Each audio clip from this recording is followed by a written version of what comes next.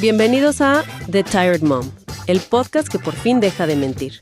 Ya sea que se trate de una ejecutiva de alto nivel, una maestra de escuela, una enfermera de primera línea o una ama de casa, la lucha es la misma. La carga mental es pesada y el café, nunca es lo suficientemente fuerte. Y la cruda verdad es que a veces incluso ese espresso triple solo sirve para mantener los ojos abiertos por pura inercia.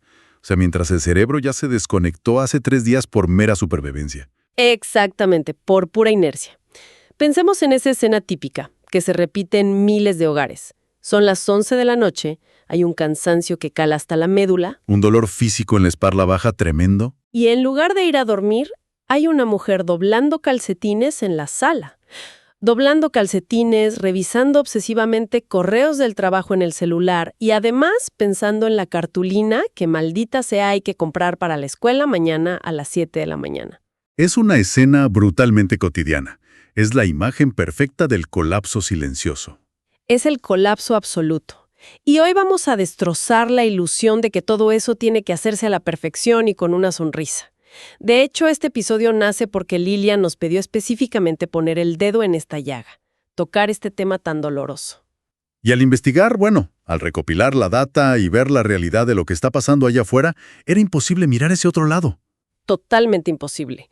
Hablamos desde una empatía visceral hacia todas las madres agotadas que nos escuchan, pero también hacia esas mujeres solteras, sin hijos, que sienten exactamente la misma presión aplastante. Porque, seamos honestos, la sociedad ha vendido una mentira gigante desde la infancia.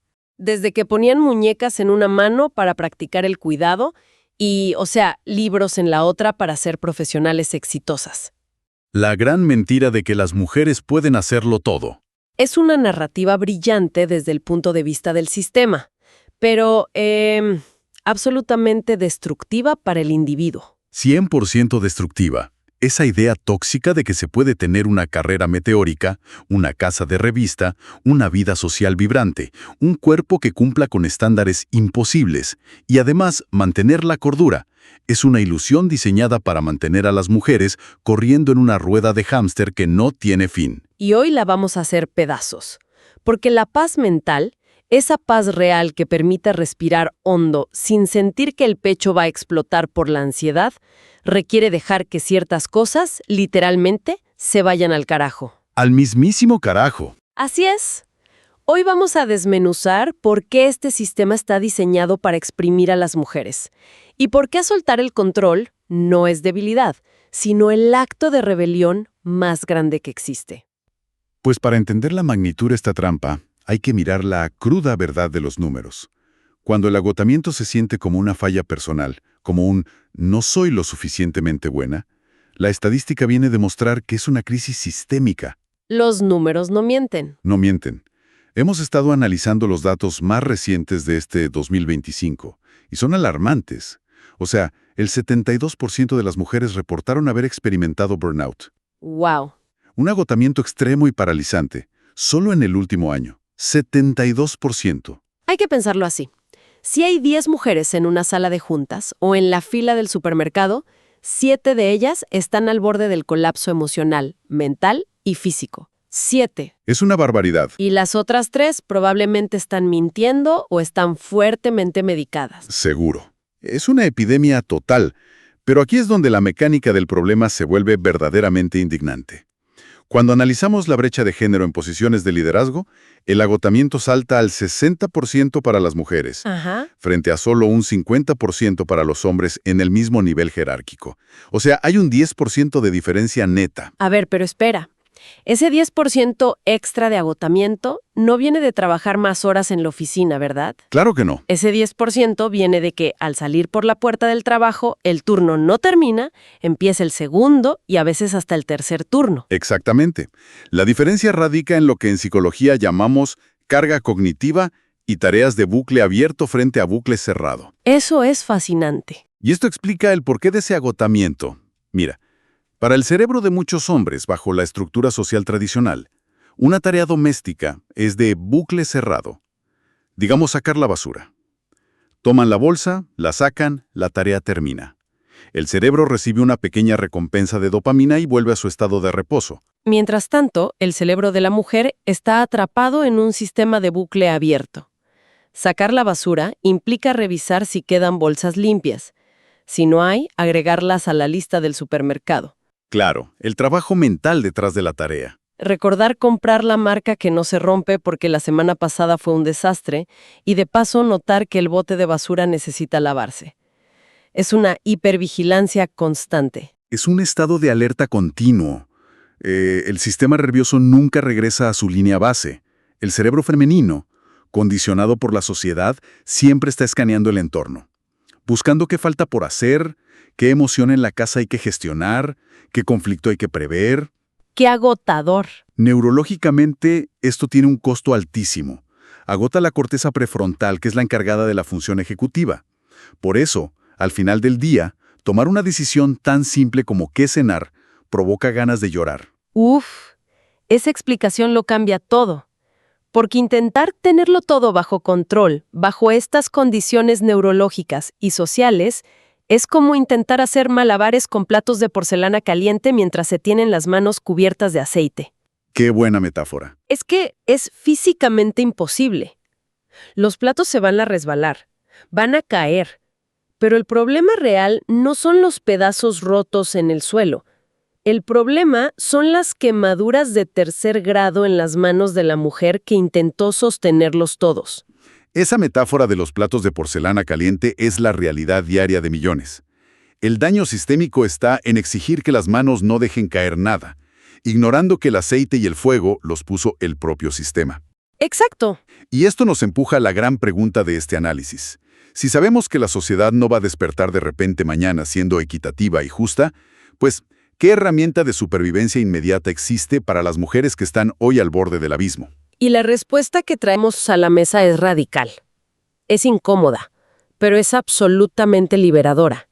Estamos hablando del superpoder de la negligencia estratégica. Negligencia estratégica.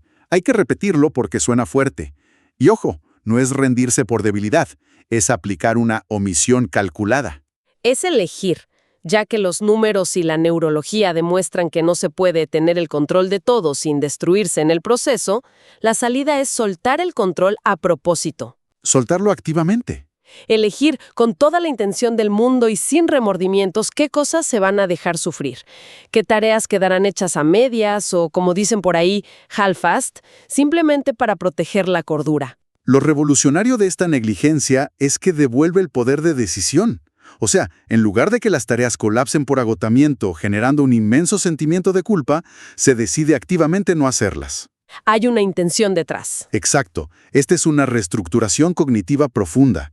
Le dice al cerebro, yo tengo el control y mi decisión hoy es ignorar esto. A ver, pausa aquí, porque suena hermoso en la teoría, suena a empoderamiento puro.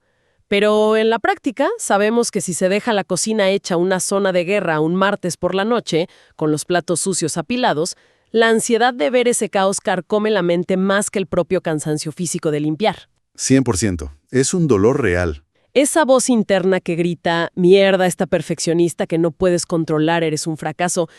Entonces, la gran duda es, ¿cómo se apaga esa voz? ¿Cómo se lidia con esa punzada real de ansiedad? Es una excelente objeción, porque ahí está el verdadero trabajo. No se apague esa voz de la noche a la mañana. Hay que entender la negligencia estratégica como un proceso de desintoxicación, literal. Un detox del perfeccionismo. Sí, al principio, dejar esos platos sucios se siente pésimo. Se experimenta algo muy similar a un síndrome de abstinencia, porque la validación del entorno y el perfeccionismo actúan como una droga. La sociedad ha inyectado la idea de que el valor personal está ligado a la productividad y a la limpieza extrema. Básicamente, el mundo exige que las mujeres operen como si fueran robots con tetas. ¡Wow! Robots con tetas. Pues sí, máquinas inagotables que deben producir, limpiar, criar y, por supuesto, mantenerse estéticamente agradables, sin ningún derecho a fundirse. Tal cual. Y rebelarse contra ese rol de robot duele muchísimo. Cuando se elige sentarse en el sofá a mirar una serie, en lugar de doblar la ropa, el cortisol se dispara al principio por la pura culpa. La culpa te come viva. Pero si se respira a través de esa incomodidad, si se tolera esa voz interna sin ceder a la urgencia de limpiar, El cerebro empieza a recablearse, empieza a registrar que el mundo no se acaba porque la sala sea un desastre. Es reeducar al propio cerebro. Aprender a sentarse en medio de la sala con juguetes tirados o con correos del trabajo ardiendo en la bandeja de entrada y decir, todo esto es un desastre, pero yo estoy bien. Mi valor no reside en esa escoba ni en ese teclado. Y los beneficios fisiológicos a largo plazo son innegables. Cuando se tolera el desorden inicial y se rompe el ciclo de complacencia, la ansiedad crónica baja. Es que baja porque dejas de pelear. Y el sistema inmunológico, que estaba deprimido por el estrés, se recupera, porque lo que realmente destruye el cuerpo no es el polvo en los muebles, o sea, es el esfuerzo titánico y antinatural de reprimir el agotamiento. Pero, claro, luego viene el juicio externo. Porque si una madre exhausta o una profesional que decidió no emprender un negocio paralelo en su tiempo libre porque prefiere dormir, aplica esta negligencia, el mundo automáticamente le estampa la etiqueta de floja. Ahí es donde entra la rabia como mecanismo de defensa saludable. Fíjate que a los hombres se les permite la ira. A las mujeres se les diagnostica como inestabilidad. Ay, sí, histéricas nos dicen. Exacto. Hay que validar la rabia de que el sistema exija tanto. Si el precio de ser considerada productiva es el colapso mental, entonces aceptar la etiqueta de floja es el acto de supervivencia más inteligente de la década. Me encanta eso, la flojera como supervivencia. Ser las flojas más sanas y cabronas del barrio. Ahora, para poder sostener este nivel de rebeldía sin ahogarse en el intento, se necesita un marco de referencia. Sí, necesitamos herramientas conceptuales. Y esto nos lleva a una de las investigaciones más fascinantes que hemos estado analizando últimamente. El concepto del desastre intermedio. Ah, claro. Estamos hablando del libro Navigating the Messy Middle, de Ann Douglas. Es una lectura que plantea esta filosofía de supervivencia apoyada en historias reales. Es un libro tremendo. Lo que hace Douglas es ofrecer una guía cruda, sin rodeos, absolutamente libre de tonterías y filtros de redes sociales. Es que, para quienes nos escuchan, el messy middle, o este desastre intermedio, necesita definirse. No es solo un mal día. Generalmente golpea a las mujeres entre los 35 y los 55 años. Es una tormenta perfecta. Es esa tormenta perfecta, donde la presión más alta de la carrera profesional choca de frente con la crianza de los hijos, y encima se suma el cuidado de padres que empiezan a envejecer y enfermar. La famosa generación sándwich. Exacto, ser la generación sándwich, mientras las hormonas de la perimenopausia deciden organizar su propio carnaval en el cuerpo. Es un verdadero huracán de mierda del que nadie habla con honestidad. Es la confluencia de todas las responsabilidades imaginables. Y bueno, el análisis de Douglas es vital porque destruye una de las narrativas más tóxicas que existen. El mito de la fecha de caducidad. Uf, ese mito hace tanto daño. Entrevistó a más de 100 mujeres atravesando este huracán, y el patrón es revelador. La sociedad empuja la idea de que, al llegar a esta etapa, al envejecer y no poder mantener el ritmo frenético de los 20 años, la mujer pierde valor. Hay una historia específica en esa investigación que me voló la cabeza. Una mujer ejecutiva y madre que a los 45 años se dio cuenta de que su búsqueda constante de tenerlo todo era en realidad una respuesta de trauma para ser aceptada. ¡Qué revelación tan dura! Durísima. Tuvo que dejar morir a esa súper empleada y a esa madre Pinterest para poder salvar a la verdadera persona debajo de todo ese estrés. Dejó de teñirse el pelo, dejó de hornear pasteles orgánicos para las ferias escolares y compró galletas en el supermercado sin culpa. Y el mundo no se acabó. El mundo siguió girando. Y ella recuperó su vida. Ese es el mecanismo central del libro, celebrar ese desastre intermedio con una mezcla de rabia contra las expectativas y amor hacia una misma.